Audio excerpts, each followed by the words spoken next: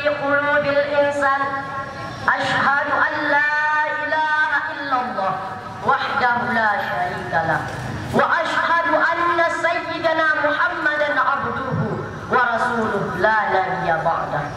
اللهم صل على سيدنا محمد وعلى آله وصحبه أجمعين. قال الله تعالى في القرآن الكريم وهو أصدق القائلين: أعوذ بالله من الشيطان الرجيم بسم الله الرحمن الرحيم. يا أيها الذين آمنوا قوا أنفسكم وأهلكم نارا. Shadaqallahul azim. Amma ba'd. Penghormatan saya yang pertama-tama ialah kepada Imam Besar Masjid Pasir Pantai Labun. Penghormatan saya kepada Dewan Hakim yang telah sudi kiranya menilai saya dalam berpidato pada malam yang berbahagia ini. Dan penghormatan saya kepada para peserta lomba pidato bahasa Indonesia. Dan penghormatan saya yang teristimewa saya tujukan kepada hadirin hadirat sidang jamaah lomba rahimakumullah. Hadirin kaum muslimin yang dirahmati oleh Allah. Di Indonesia mengalami eskalasi yang sangat luar biasa. Hal ini ditandai dengan data statistik yang dikeluarkan oleh Biro Pusat Statistik pada tahun 1990 mencatat bahwa dari 200 juta sekian jiwa umat Islam mencapai 90%, sedangkan 10% adalah penganut agama lainnya. Sebagai mujahid, kita tidak boleh berbangga diri dengan besarnya angka mayoritas tersebut. Sebab data terkini mencantum bahwa umat Islam menurun drastis dari 90% jadi 75%. Hal ini merujuk pada apa yang telah dimuat oleh tabloid Star edisi nomor 43 halaman 41. Nah, berangkat dari problematika tersebut, maka terbukalah hati Al-Fakir untuk menyampaikan sebuah syarat singkat yang bertanya solusi menangkal kemurtadan dan ajaran sesat. Dewan Hakim yang mulia, hadirin kaum muslimin yang di syurga, kristenisasi, orientalisme dan penjajahan merupakan tiga serangkaian yang tidak dapat dipisahkan. Mereka masing-masing mempunyai tugas untuk menghancurkan umat Islam. Kristenisasi bertugas untuk merusak akidah. Orientalisme memperondakan pemikiran umat Islam, dan penjajahan melumpuhkan fisik mereka. Mereka berusaha payah siang dan malam untuk memadamkan cahaya Allah, namun Allah tidak menghendaki. Allah dalam Al-Quran surah At-Taubah ayat 32 dengan tegas mengatakan, yuridu ayyutfi'u nurallahi bi afwahihim wa ya'ballahu illa ayyutimma nurahu walau karihal kafirun. Mereka menghendaki untuk memadamkan cahaya Allah, agama Allah, dengan mulut-mulut mereka, dengan ucapan-ucapan mereka, dan Allah tidak menghendaki selain menyempurnakan cahayanya, sekalipun orang-orang kafir tidak menyukainya. Dan dalam ayat yang lain yang telah termaktub dalam Al-Quran surah Al-Baqarah ayat 109, Allah mengatakan, wadda katsirun min ahli kitab yawmaddunakum min ba'di imanikum kuffara hasadan min indi anfusihim min ba'di tabayyana lahumul haqq. Mereka sebagian besar ahli kitab menginginkan agar dapat meninggalkan kami kepada kekafiran, supaya kami beriman kepada mereka karena dengki yang timbul dari diri mereka sendiri. Hadirin kaum muslimin yang dirahmati oleh Allah, penjajahan Islam sudah berakhir di Indonesia khususnya. Namun tujuan dan penjajahan masih terus dijalankan dan dijalankan oleh kristenisasi dan orientalisme. Hanya sarananya yang berbeda. Sarana yang mendekat dengan musuh-musuh Islam yang dimentori oleh jiwa Kristeni adalah training budaya melalui lembaga pendidikan, media cetak, media elektronik, internet dan lain sebagainya. Tujuan utama misionaris adalah menyeret orang Islam agar pindah ke Kristen. Jika hal tersebut sulit untuk dilakukan, maka ditempuh dengan cara mengaburkan pengertian Islam bagi mereka, baik dari segi religi maupun segi politik. Dari segi religi, apakah mereka masuk Kristen ataupun tetap Islam, itu tidak penting, asalkan pola pikir, gaya hidup dan budaya mereka sudah keluar dari ajaran agama Islam. Dari segi politik, misionaris adalah antek-antek Islam sebagaimana telah diungkapkan oleh seorang pendeta. Misionaris adalah faktor penting sebagai kekuatan penghancuran persatuan umat Islam. Hadirin kaum muslimin yang berbahagia, musuh-musuh Islam sangat memperhitungkan umat Islam. Pengikutnya bertambah banyak, terutama di Eropa dan Amerika, sehingga apabila mereka menjadi satu di bawah kesatuan bendera dan diwujudkan cita-cita Islam, maka akan menjadi momok bagi mereka. Maka upaya pemecahannya terus dilakukan untuk menghindar titik temu tersebut. Di samping memang ajaran kitab suci Kristen mengharuskan untuk penyebaran agama, sebagaimana yang telah diungkapkan oleh seorang mantan biarawati, Hajjah Irene Hindun dalam bukunya Islam Dihujat. Mencari domba-domba tersesat agar masuk ke dalam agama Kristen hukumnya adalah wajib. Maksud domba-domba tersesat di sini adalah siapa saja yang tidak beragama Kristen. Juga maka jangan heran apabila umat Islam bukan salah satu dari target mereka. Hadirin kaum muslimin yang dirahmati oleh Allah, oleh karenanya solusi yang dibutuhkan untuk menghadapi kristenisasi dan orientalisme dibutuhkan kepada pesan keluarga, ulama dan umara. Pesan keluarga, Rasulullah SAW bersabda dalam sebuah hadis, "Allimu auladakum fa innahum sayashuna fi zamanihim ghaira zamanikum." Ajarilah anak-anakmu karena mereka akan hidup pada masa yang jauh berbeda dari masa kamu semua. Dalam hadis tersebut jelas keluarga menjadi peran yang sangat penting dan strategis dalam menyelamatkan anggotanya dari kesesatan.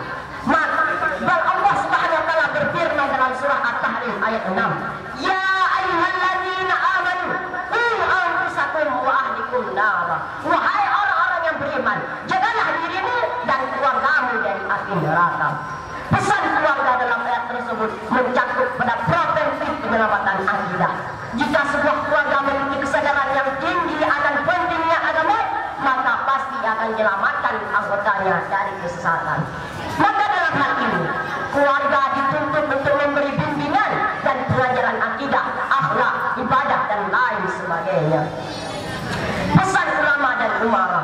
Ulama mengajak umat untuk menempuh jalan yang benar. Ulama berfungsi sebagai dan sekaligus membimbing mereka agar mengerjakan ajaran Islam secara benar. Dalam hal ini, ulama berfungsi sebagai pengawal akidah umat. Demikian juga yang memegang formal dapat peran dalam pengambilan kebijakan penyiaran agama. Ulama melindungi umat dengan cara membuat undang-undang dan menetapkan batasan-batasan dalam penyiaran agama. Ulama dan umara berjalan secara harmonis dalam membendung badai pemurtadan dan ajaran sesat. Hadirin, marilah kita sebagai generasi Islam bangun dari mimpi buruk ini. Tanggung jawab yang besar ada di pundak kaum muslimin, baik secara individu maupun kelompok, rakyat maupun pemimpin, dalam menghadapi arus kristenisasi dan ajaran sesat yang sedang membangsa umat Islam. Hadirin kaum muslimin yang berbahagia, setiap pertemuan pasti ada perpisahan dan setiap perjalanan pasti ada akhirnya. Dan akhir daripada perjalanan kita pada malam yang berbahagia ini dapat kita simpulkan bahwa yang pertama, kita sebagai umat Islam bertanggung jawab untuk menyelamatkan anggota generasi Islam yang menjadi target pemurtadan. Semoga dengan merupakan data dan fakta realitas tentang pemurtadan dan ajaran sesat dapat kiranya memperoleh perhatian serius untuk menerapkan langkah-langkah konkret guna menangkalnya. Karena membela agama adalah kewajiban dasar bagi setiap umat Islam. Yang kedua, kristenisasi, orientalisme, dan penjajahan merupakan tiga serangkaian yang tidak dapat dipisahkan. Mereka masing-masing mempunyai tugas menghancurkan umat Islam. Oleh karenanya, dibutuhkan peran keluarga, ulama, umara, dan masyarakat pada umumnya dalam menghadapi arus kristenisasi dan ajaran sesat yang sedang menerpa umat Islam. Hadirin kaum muslimin yang berbahagia, hanya segitu yang dapat saya sampaikan. Lebih dan kurang saya mohon maaf. Saya akhiri. Hadanallahu wa iyyakum ajma'in. Assalamualaikum warahmatullahi wabarakatuh.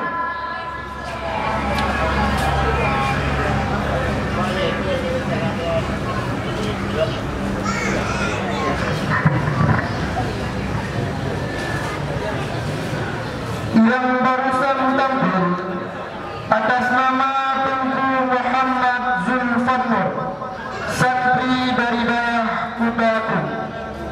Sekarang kita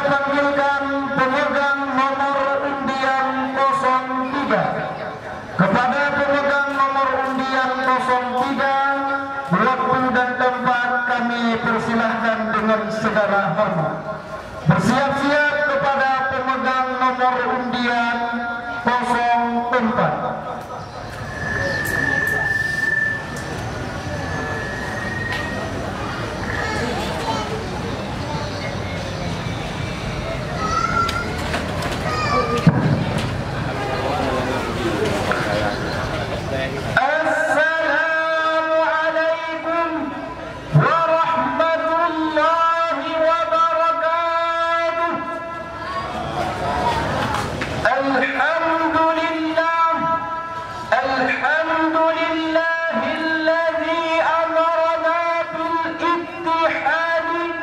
والاعتصام بحبل الله جميعا والصلاة والسلام على سيد المصطفى وعلى آله وصحبه مرتضى. فقال النبي صلى الله عليه وسلم في الحديث: من أحب سنتي فقد أحبني ومن أحبني كان معي في الجنة. Ta'zim wal ikraman kepada Agung selaku Imam Besar Masjid Raya Pasar. Ta'zim wal ikraman kepada Dewan Hakim yang arif dan bijaksana, dan ta'zim wal ikraman kepada seluruh hadirin yang dimuliakan oleh Allah.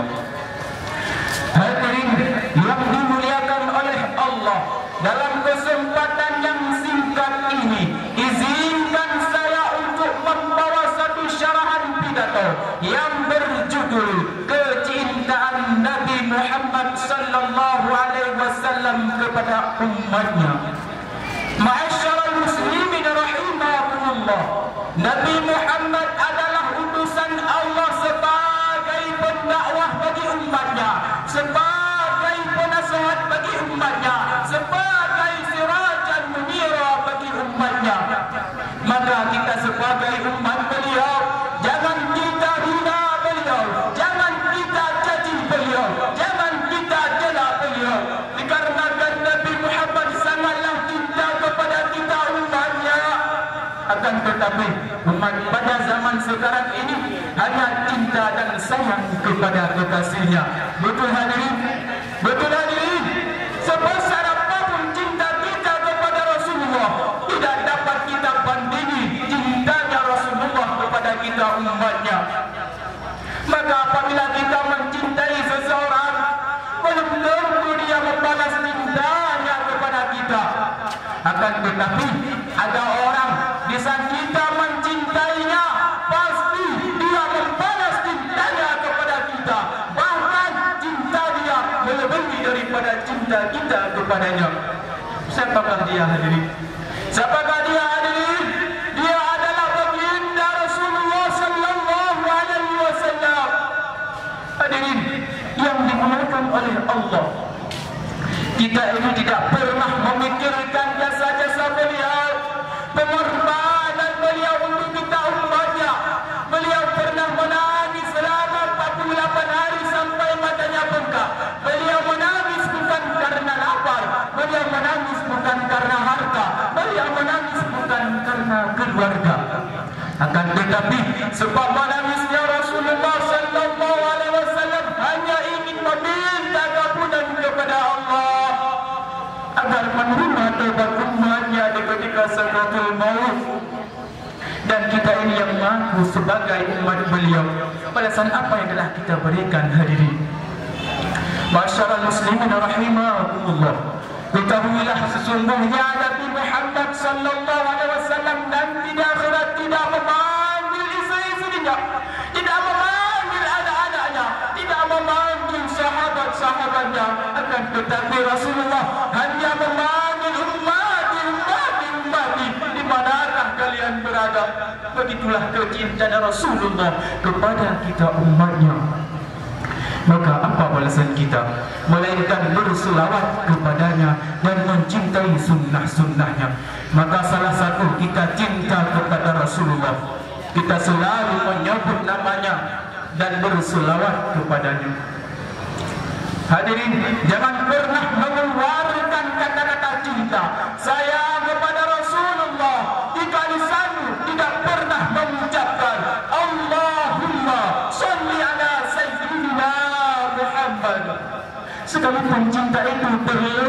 dalam hati, akan tetapi bibirlah yang membuktikan ada cinta di dalam hati. Pada zaman sekarang, orang-orang pada sibuk bertanya, berdebat, apakah Rasulullah masih hidup dalam barzakh? Seharusnya terlebih penting bagi mereka untuk bertanya, apakah Rasulullah masih hidup di dalam hati mereka. Hadirin yang dimuliakan oleh Allah, Rasulullah pernah bersabda dalam sebuah hadis, "Man ahabba syai'an fa'athara min dzikrihi." Barang siapa yang mencintai sesuatu, pasti dia banyak menyebut sesuatu tersebut. Maka apabila kita mencintai seseorang, kita selalu nak mengadu kepada seseorang yang kita cintai.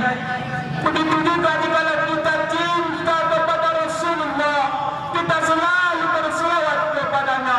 Maka salah satu cinta kita kepada Rasulullah, kita mencintai sunnah-sunnahnya dan melakukan sunnah-sunnahnya. Dikarenakan Rasulullah pernah bersabda dalam sebuah hadis, "Man ahabba sunnati faqad ahabbani, wa man ahabbani kana ma'i fil jannah." Barang siapa yang mencintai sunnahmu, dia sungguh telah mencintaiku, dan barang siapa yang mencintaiku, dia bersamaku dalam syurga.